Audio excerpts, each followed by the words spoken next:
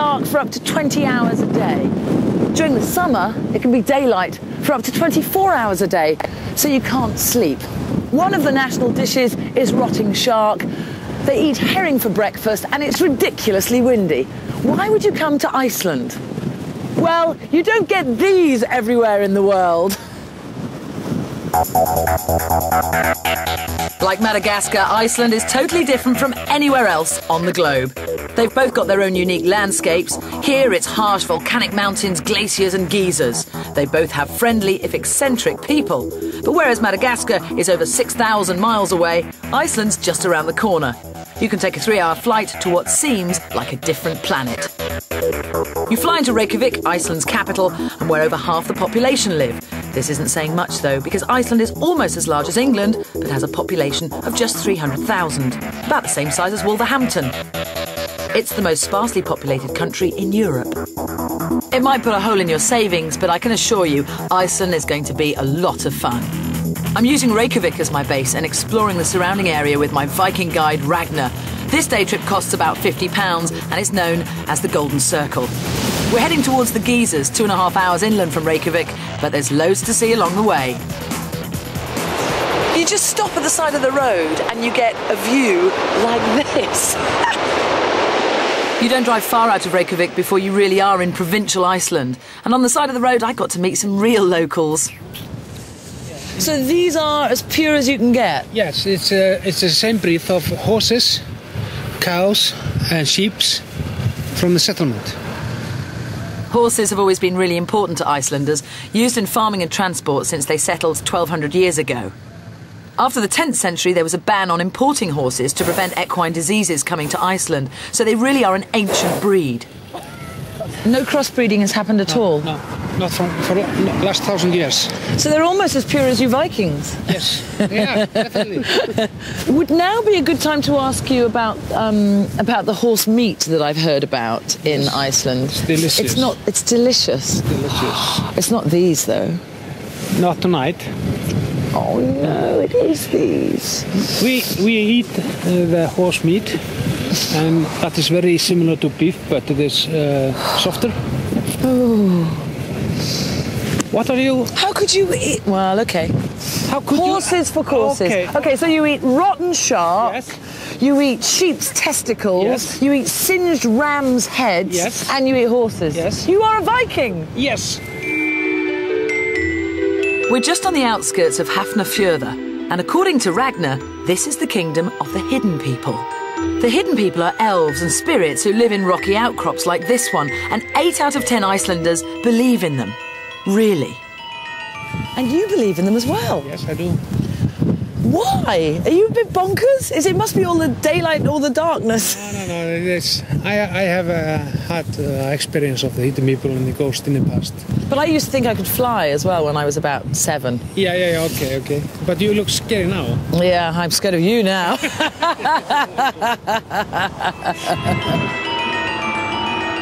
But who could blame Icelanders for believing in elves and magic in a land which can literally explode? Whoa!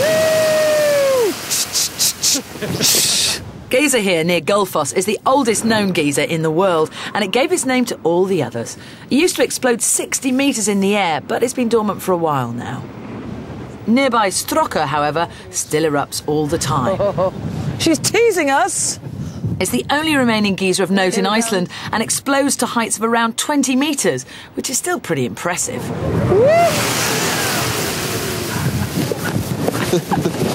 It's so exciting! Is it? How ridiculous! Woo! Woo-hoo-hoo! They're so beautiful and so mysterious looking. It's time to say goodbye to Ragnar, and from here it's only an hour away to the glaciers. You know, you imagine Iceland in your head. Come on, tell me that's not what you think of. And it's bloody gorgeous! Look! Over a tenth of the country is covered by glaciers. This is Reykjavík, the second largest, 100 kilometres northeast of Reykjavík. I feel like I'm part of a James Bond movie. And those are the baddies! Gotta get away! For £80, tours will bring you from the capital to see all of this. Look at that. The land of the Vikings. Iceland's landscape can't fail to impress. And now it's time to see if the same can be said of its nightlife. Iceland has a reputation for being pretty expensive to visit. Accommodation is fairly reasonable, starting at £40 a night. But if you want to go out and have fun, it's going to cost you a packet. I'm starting with a meal out. So what's on the menu? Got to taste a bit of the local food. So we've got here reindeer carpaccio with a grain mustard vinaigrette, grilled steak of whale. I think I'll give that one a skip. Here we've got a puffin party. I'm game for any party. Let's give it a go. Right, time for my Delia Smith moment. It's got some liver flavours. It's actually really nice. I don't know if I could eat it every day. I guess the puffin's quite happy about that. The puffin cost £40, so eating cute seabirds isn't cheap, and neither was the rest of the meal at over 70 quid. Next, to explore Reykjavík. It's surprisingly compact, not much bigger than a small town in the UK, but there are loads of great clubs and bars. People are incredibly friendly as well, and it feels safe, despite the fairly high levels of debauchery. A beer costs £8 here, so most people have a few before coming out. This is Organ, one of Reykjavik's many nightclubs. It's free to get in, but there's always a queue at the weekend. I was expecting electro pop!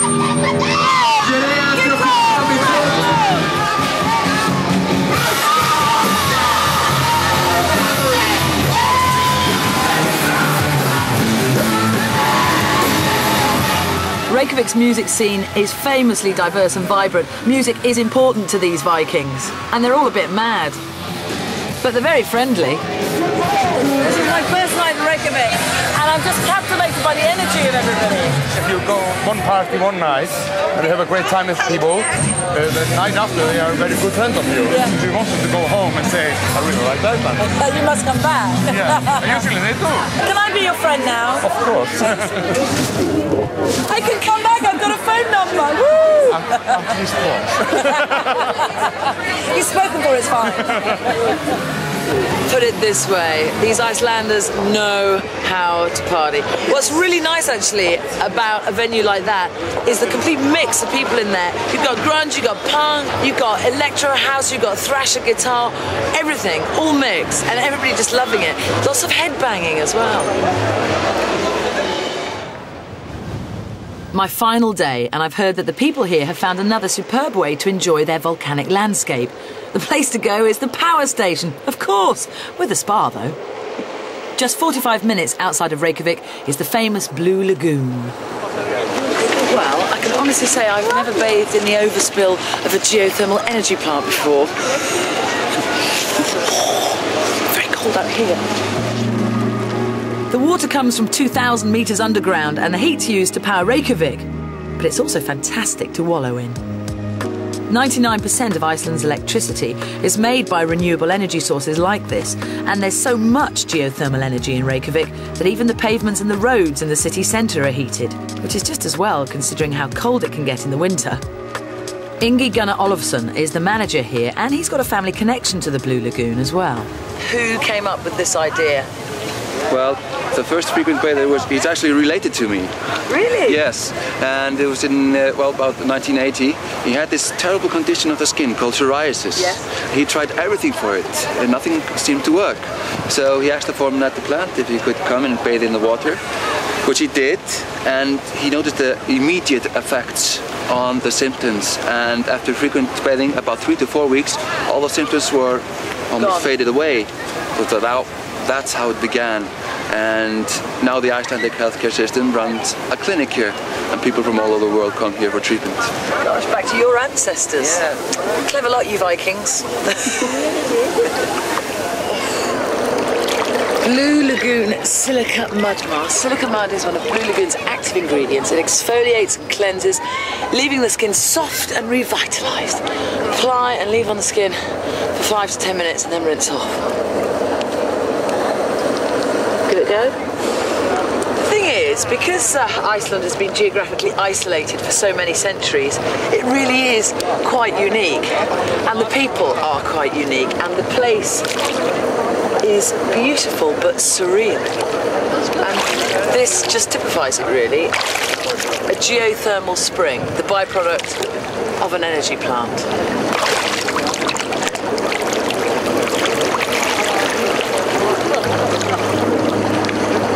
I better look younger after this.